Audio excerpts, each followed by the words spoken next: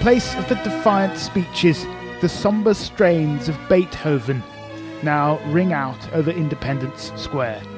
This revolution is moving into a new phase. But amidst the flowers and the children's tributes, flashes of something more sinister. Groups of armed men strut through the square with dubious iconography. That yellow armband is a Volksangel, a German symbol used by several SS divisions during the Second World War. Far-right graffiti is appearing, daubed on the walls of the city. The people who brought down the government were overwhelmingly ordinary Ukrainians, students and doctors, workers and even families, people who simply refused to back down. But the most organised and perhaps the most effective were a small number of far-right groups. When it came to confrontations with the police, it was often the nationalists who were the loudest and the most violent. A group calling itself the Right Sector is perhaps the largest. Its members can be seen marching around Kiev in columns of about a dozen. Mostly they carry baseball bats. Sometimes they carry guns. We met these men posing for pictures outside the burnt-out remains of what was once their headquarters. I asked them about their political beliefs.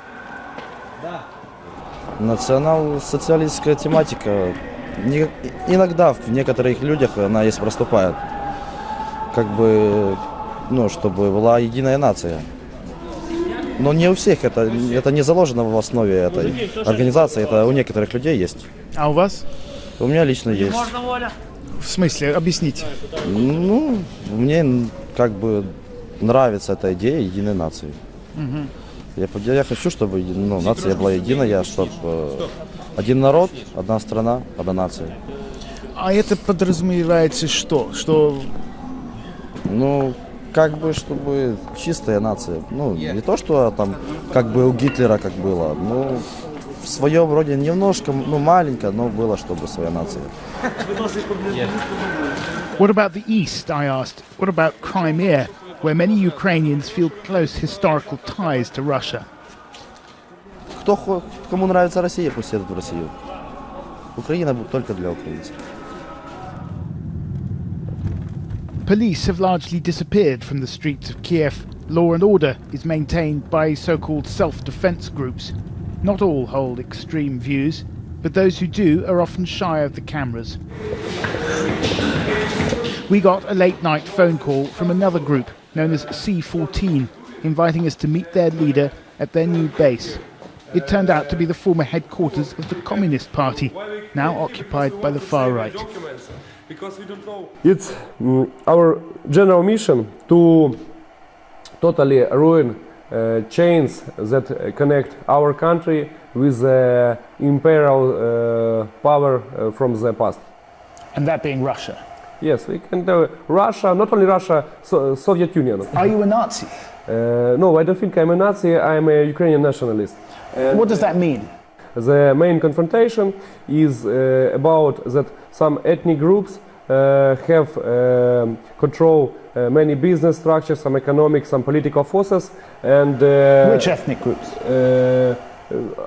Russians and Jews and the Poles. It may be some non-Ukrainian group control a huge percent of some economic or political power. And of course, in this situation, Ukrainian people have some tension between it, and it causes conflicts.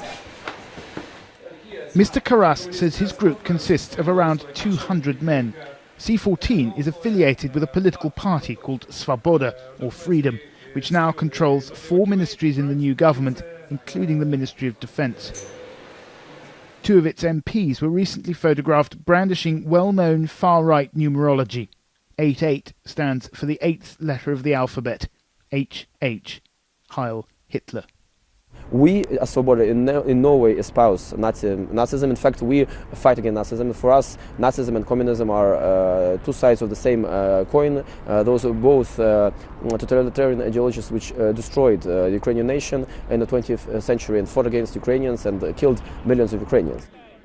The fervour of the revolution is beginning to fade now. People are starting to move on. But it's clear that it was the radical groups who kept up the pressure on Viktor Yanukovych, and many of them feel that this really is their victory. The question is, how much power will that give the far right in the new Ukraine? Ukrainian politics is in a state of flux. Different groups are jostling for position. Left-wing activists have also taken control of some government buildings, but it's the right that appears to be coming out on top. When the fighting started, they started to attract more and more young people, and then not only young people, but all kinds of persons. Where they were marginal, regarded as marginal previously, now they are seen as being at the core of the protest, and therefore at the core of those who now have a popular legitimacy to make decisions. With their anti-Russian rhetoric, events in Crimea will almost certainly play into the hands of the nationalists. No one knows exactly how strong they are in terms of numbers, but the influence of the far right in Ukraine is growing.